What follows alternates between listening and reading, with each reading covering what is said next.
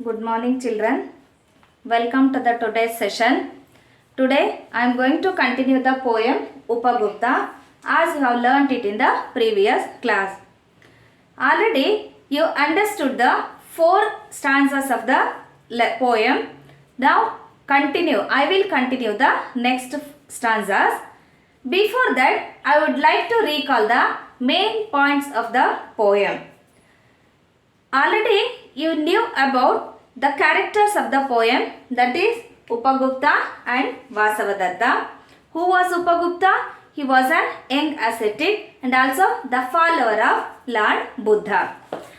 And who was Vasavadatta? Vasavadatta was a beautiful young dancer and famous dancer of Mathura. Once she was walking along the road at dark night. So, when she came to the city wall of Mathura, she stumbles over the body of Upagupta. Upagupta woke up and saw who the girl was.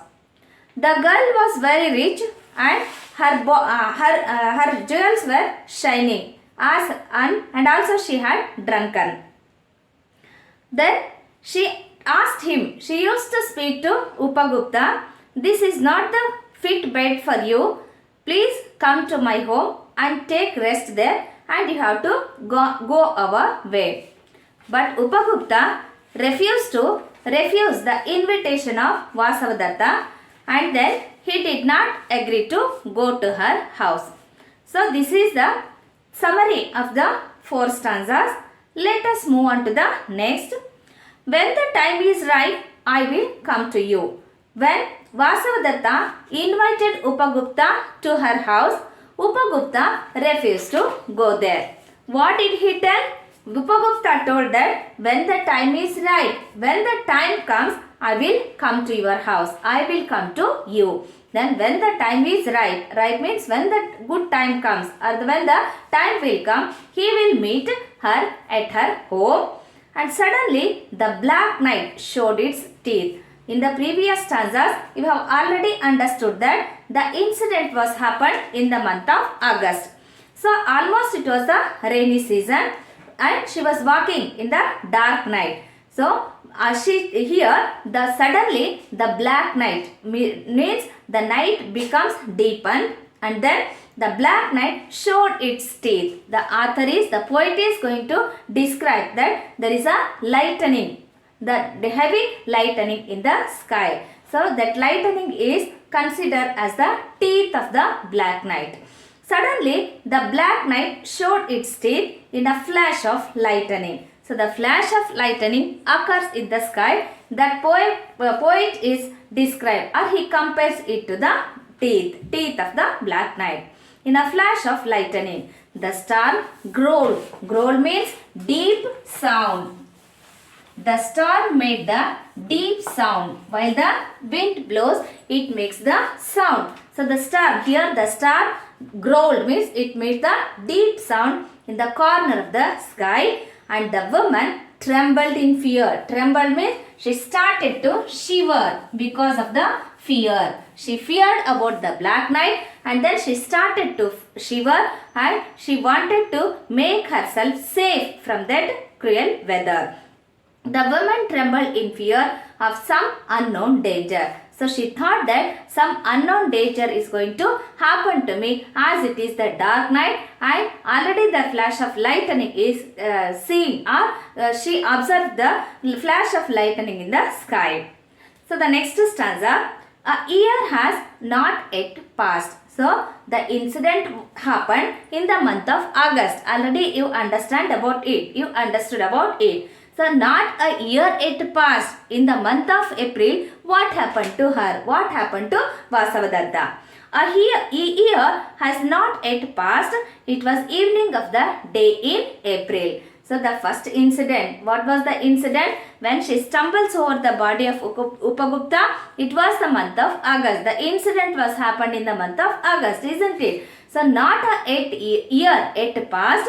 It is the evening in the month of April. At least there are 7 to 8 months passed. What happened to her one evening? A year has not yet passed. It was evening of a day in April. It was the spring season. So here the poet is going to describe about the spring season, how it is full of greenery, how it is full of fruits and flowers.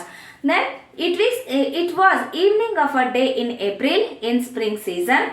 The branches of the wayside trees, here and there, the trees are going both sides of the road. The wayside trees were full of blossom. Here the poet is going to describe about the season, spring season. The branches of the wayside trees were full of blossom. Full of blossom means they are full of flowers or heavy with flowers. Full of flowers. The wayside trees were full of flowers. The full of blossom. Gay notes of a flute. Gay means happy. Gay means happy. So here the poet describes that there was a flute sound. Flute means what we call in Kannada kolalu. Kolalina nada. The gay notes of a flute came floating in the warm spring in air from afar. Afar means from far away or from a distance. Far away.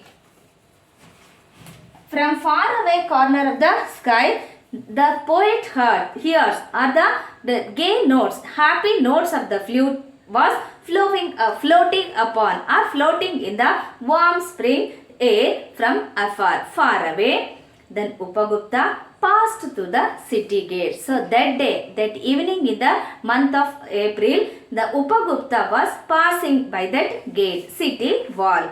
Upagupta passed through the city gate and stood at the base. Base means support. So suddenly he stood at the base or the support of the city wall. Support of the rampart. Rampart means a wall for defense. A wall for defense. While Upagupta was walking in the month of August in the evening, suddenly he stood at the support, at the base of the rampart. Rampart means it is a wall of the city, a city wall or the wall for the defense. Was that a woman lying at his feet? So at that support, when he stood there, there was a woman who was lying in the dusty wall, who was lying on the ground. Was that a woman lying at his feet in the shadow of the mango grove? Mango grove means the group of trees. Grove means group of trees. Grove means group of trees. Mango grove means group of mango trees. Group of mango trees. So, under the group of mango trees, there was a woman lying in the shadow. That was that woman lying at his feet in the shadow of a mango grove, struck with a black pestilence. The woman was suffering from the epidemic disease. Epidemic means Sankramika Roga, what we call, which is spread one to another very fastly or very quickly. Struck with the black pestilence. Black pestilence, it is a kind of disease. It is an epidemic disease. Struck with the black pestilence, her body means the woman's body was spotted with sores. Sores means wound. All over her body we find the wounds. Her body was spotted. A spot means chukki. So what her body is completely spotted with the sores. We call it as a smallpox. What was the disease? The disease was smallpox. When we got the smallpox, our body is also got spotted with the sores. Struck with the black pestilence, her body spotted with sores of smallpox, she had hurriedly removed from the town. So urgently, quickly, the woman was driven out of the town. She was driven out of the city. Why Vasavadatta was driven out of the city? Vasavadatta was suffering from the black pestilence. So, to avoid the poisonous contagion, she was driven out of the city. So, she was lying in the shadow of the mango groves that day. She had hurriedly removed from the town to avoid her poisonous contagion. Contagion means the spreading, poisonous spreading of the disease of the smallpox. To avoid it, to prevent it, she was driven out of the town, out of the city. The ascetic saw the woman So he stood there on the base of that rampart and he saw there was a woman lying on the ground, lying in the shade of the mango grove, and she was suffering from a kind of disease what we call as the smallpox. So what did ascetic do? What did Upagupta do? Upagupta, ascetic, sat by her side. He sat by her side and then he took her head on her knee and he took her head and put it on his lap or on his knee. The ascetic sat by her side, took her head on his knees. He put her head on his knees and moistened her lips. Her lips were dried because of the dried, and she was driven out of the city and no one could give her water to drink. So her lips were dried. What did he do? He moistened. He made her lips wet with the help of water. He took the water and he applied it on her lips. He moistened her lips with water and smeared. Smear means applied. He applied the balm to her sores, to her body where she got the sores, where she got the wound, and moistened her lips with water and smeared her body with sandal balm. Sandal balm means it is what we call it a gandha. He took that sandal balm and he applied all over her body where she got the wound of the smallpox. Who are you, merciful one? Asked the woman.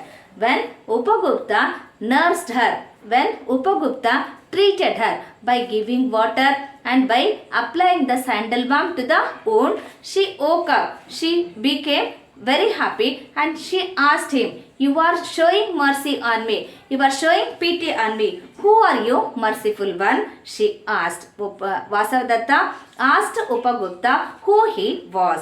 Then Upagupta told her the time at last, once upon a time, when she invited him to her house, he rejected, he refused, and he told that when the time will come, I will come to meet you, isn't it? So now he told that the time at last has come to visit you. Now it is the good time and it is the right time, and now the time is right to come to you, and I am here. So I come here to nurse you. I came here to treat you because it is the right time. Now the time will come to meet you, replied the young ascetic. Who was the young ascetic here? Upagupta. Ascetic means sage.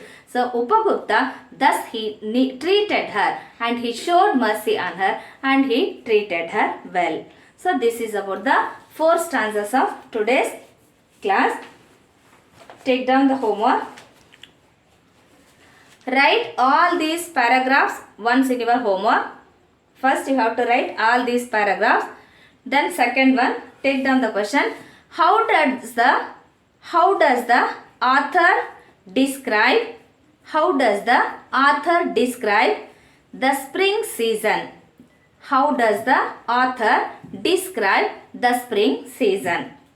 Then take another one. Why was Vasavadatta driven out of the town? Why was Vasavadatta driven out of the town? Next one, that is last one. How did Upagupta treat Vasavadatta? How did Upagupta treat Vasavadatta? You have to write answers for all these questions once in your homework book.